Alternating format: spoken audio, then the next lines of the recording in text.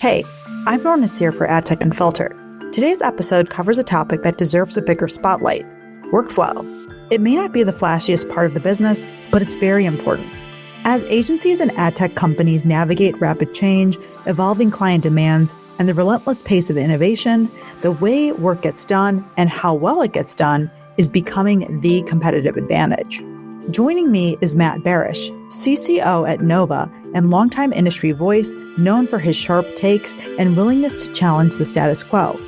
Matt unpacks the inefficiencies that are quietly draining time and resources and why the future of this industry depends on rethinking how teams collaborate, how tools are used, and how value is measured. Let's get into this episode on workflow with Matt now. Matt, thanks for joining me today. Thank you so much for having me. It's so great to be here in Cannes. And I can always rely on you to share some hot takes. And this is, I think, a topic that not everybody is ready to talk about, maybe because they're not thinking about it. And that is workflow. I saw you recently post something about it. So maybe you can just fill me in actually on what you posted about so everybody else knows about that as well. Yeah, I'm happy to. I just took a year off to be a dad.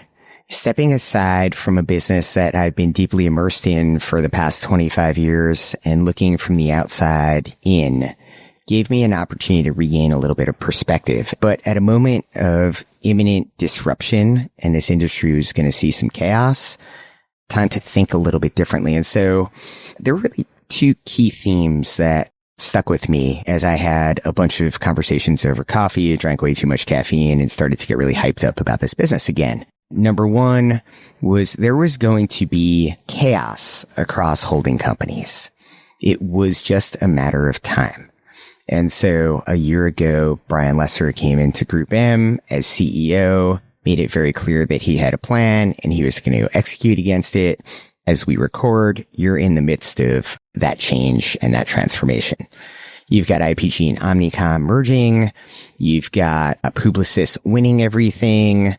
You've got Havas and Dentsu kind of like sitting a little bit behind, trying to figure out in what I think about as their awkward adolescence, who they are, who they want to be, and what their business is going to look like moving forward. The second thing that I started to think about was workflow. What was the role of workflow going to be in a world where a bunch of entrepreneurs who have a bunch of solves, but they don't know what their problems are? And many of those were agents. And those agents started to become more interesting. And as I started to direct them to different companies, there was a common denominator, which is they all fit into some form of workflow. But as an industry, the ad tech space has totally undervalued it. And so the advertising business is on one end. The ad tech business is on the other end, and there's a massive disconnect between the two. And for ad tech companies to be more effective and go operate within those holding companies that are all going through massive transformation and change, workflow is the foundation. It's the foundation within indies. It's the foundation in small shops that may not bill as much as the big indies that you think about as being the major players that aren't holdcos. And how, again, no matter what your billings look like, if you want to be successful in the ad tech space moving forward, you have to understand how workflow enables a business system of record for an agency, how it enables employees and, we'll call it the doers to get the most out of their opportunity or, be the best they can. But also you're entering into an area or an opportunity where the conversation may not be as much around the algorithm, and it may be more about the agent, AI, and less about optimization and more about iteration, which is all a function of how you think about programming workflow to allow you to run a better, smarter business. I think I already know the answer to this next question that I'm about to ask. I'm going to ask it anyways. And that is understanding if agencies and advertisers, are they actually using the right type of operational technology? Are they not? I think there's a lot of perception and reality. And I think today, more than any time I can remember, I graduated from college in 1999. And it was the peak of the dot-com boom. The companies that were hot today are punchlines.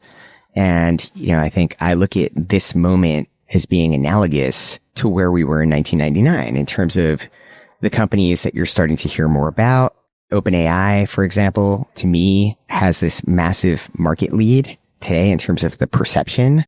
But in 1999, there was no Google. It wasn't the term you use to search. And so today, the term you use for LLM is ChatGPT. I think that you're in this moment in time where they are the first mover, and it may not be the last mover, right? The next Google is out there, or it may be Google reinventing itself. How do you start to understand the influence of some of those companies and start to bet on them?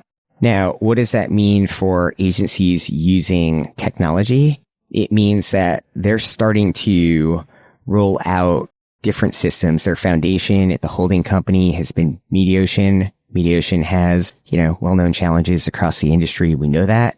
But for better or for worse, it's what people use. It's how those new technologies plug into workflow that's largely AI driven to become an efficiency tool to make agency employees who are largely overworked and are all drowning more efficient, but also more precise in how they use the tools, which are abundant. There are plenty of ad tech companies out there. There are plenty of vendors that they're working with to be smarter about how they go out and buy and activate media.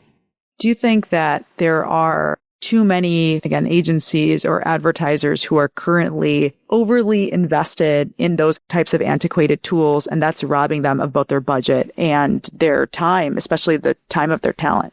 I think that the answer is no matter what you do in this industry, you have to evolve or die.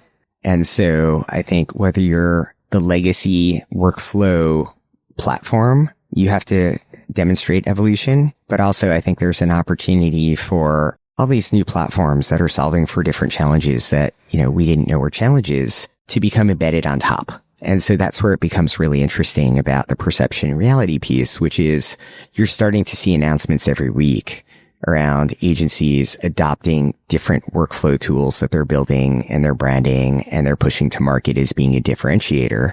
In some respects, I think they're actually also providing some level of defensibility and keeping their clients a little bit stickier. They use Group M and what they're doing with the open platform and the integration of InfoSum data becomes really interesting. But the question is, how does that dovetail and how does it drive synergy with the existing foundational workflow products that they use? I think that what you have today is you've got this inflection point of what we have used and what we will use. And it's going to take a lot of user testing and it's going to take a lot of time for the employee base to put their hands on the keyboard to figure out what that's going to look like in a year, more importantly, in 5 years. This seems like an age-old question, but I want to hear your take on it. Just how well do you think creative and media teams are working together, and how do you see that from the context of the conversation we're having right now?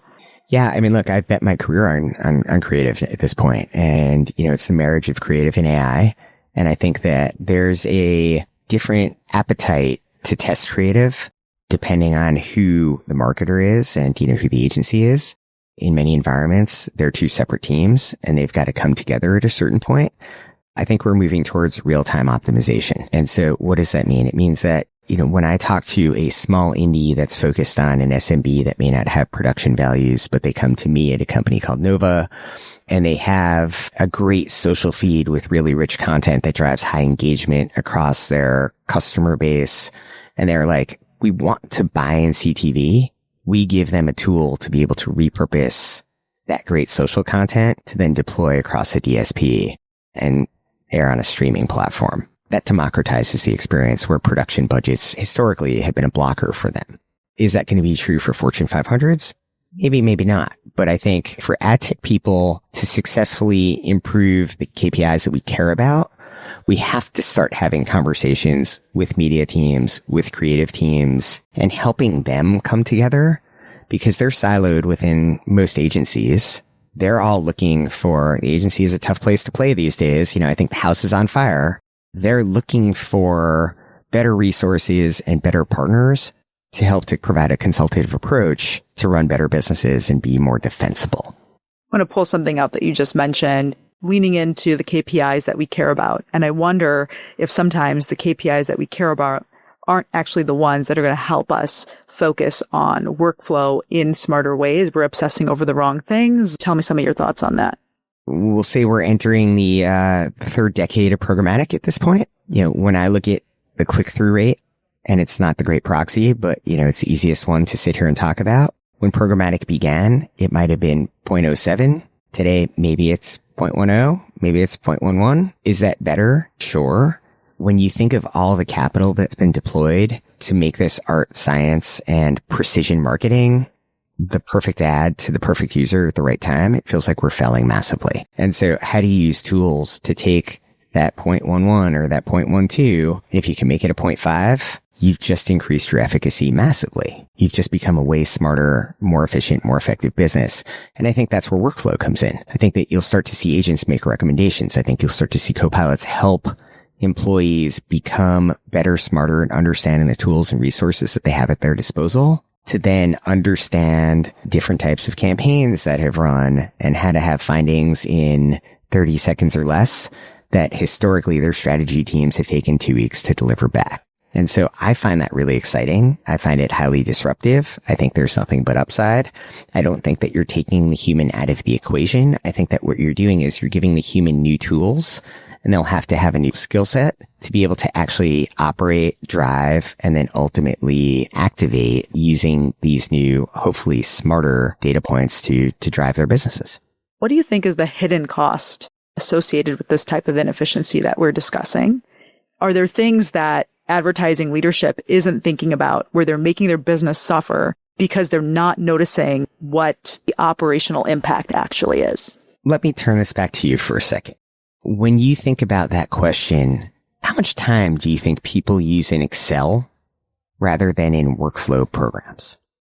I think they're using a lot of time in Excel. We could be talking about an endless number of tools, how long you're using that tool, what the nature of the contract, who's responsible for you. Your question is actually giving me flashbacks to the very challenging years I spent as a media buyer, suffering through tools that I thought were harming the business. And I know that suffering is still occurring. So I don't know if I've perfectly answered your question, but that's what I'm thinking about as far. You have, because to your point, that was a while ago, right? It's been a minute.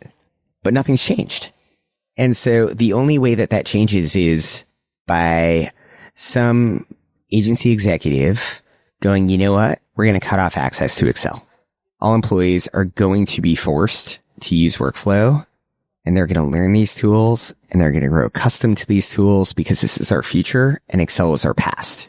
And Excel has not proven to be the most effective mechanism for companies to collaborate and to innovate. And so I think what you're looking for is you're looking for talent in the C-suite at the agency who mostly probably a COO who's thinking about workflow and thinking about how to drive more efficiency out of those full-time employees who are all stretched thin and maybe changing some of their professional behaviors. I'll ask you 2 more questions. If we rebuilt the industry's operational model from scratch today, what would you leave out entirely? What's something that you think should be pulled away? Wow. If I was going to change one thing, I think it would be the siloed nature of how agencies have historically had their org design. And so I don't know that if you walk into some holdcos that all the groups are on the same page. And so I think there's this moment of transformation where maybe they can get it right.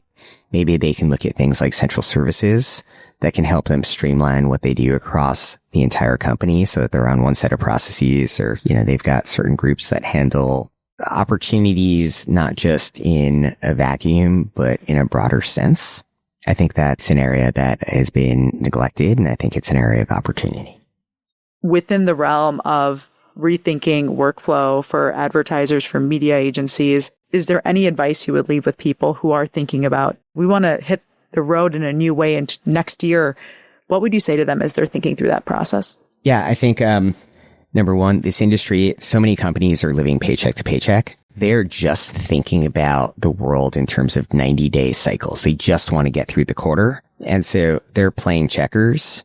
And yet the way that consumers are forcing change across their media consumption habits is happening so rapidly, and I don't think people are planning for it. When I look at conversations around first-party data and display, look at Google search results. referral traffic to some of your favorite sites is down significantly every single week. And that's only going to accelerate. When you start to think about the right now business and the right business, the right now business and the right business look very different. I think that the future of display and the open web is going to be challenged. I think it's challenged because of a number of different factors, whether it's how we search for or find answers now using LLMs. I think that the whole notion of brand safety has changed a lot. I think that certain buying platforms have challenged publishers by limiting or showing preference to publishers who they want to show more media spend to, which I think is inherently flawed. Why should they be the arbiter of what quality looks like? And I think that workflow will help to define some of this because you'll have better data points. You'll have deeper resources to dip into to then drive better results. And so hopefully that will change. But I think in the interim right now, you've got this like sort of present tense mindset where, I think this industry is so conditioned to think about things like addressability. Meanwhile, the business is moving out of display and into video, CTV. The economics behind CTV don't look anything like the display business did. The way that businesses transact are going to look very different. The workflow piece is the part where I think, again, I'll come back to, it's not just workflow, it's your business system of record, right? It's how you're thinking about pricing. It's how you're thinking about planning. It's how you're thinking about billing. It's how you're thinking about lots of the unsexy aspects of this industry that I think have gone overlooked for far too long and are going to become front and center as businesses get out of that day-to-day mentality, hopefully, and they understand that they have to reset, recalibrate, and build something for a whole new web that's coming, and it's coming soon. Appreciate the thoughts as always. Thanks for the time, Matt. It is always a pleasure. Thanks so much. Today's conversation with Matt Barash was a powerful reminder that the real innovation in advertising often happens behind the scenes. And as we heard, workflow isn't just a buzzword, it's the backbone of how agencies and ad tech companies adapt, collaborate, and ultimately thrive in a rapidly changing landscape. As Matt shared, there's never been a better time to rethink the systems and habits that shape our work. If you enjoyed this episode, please be sure to subscribe, leave us a review, and share it with your network. Until next time, I'm Noor Naseer, another episode of AdTech Unfiltered coming up.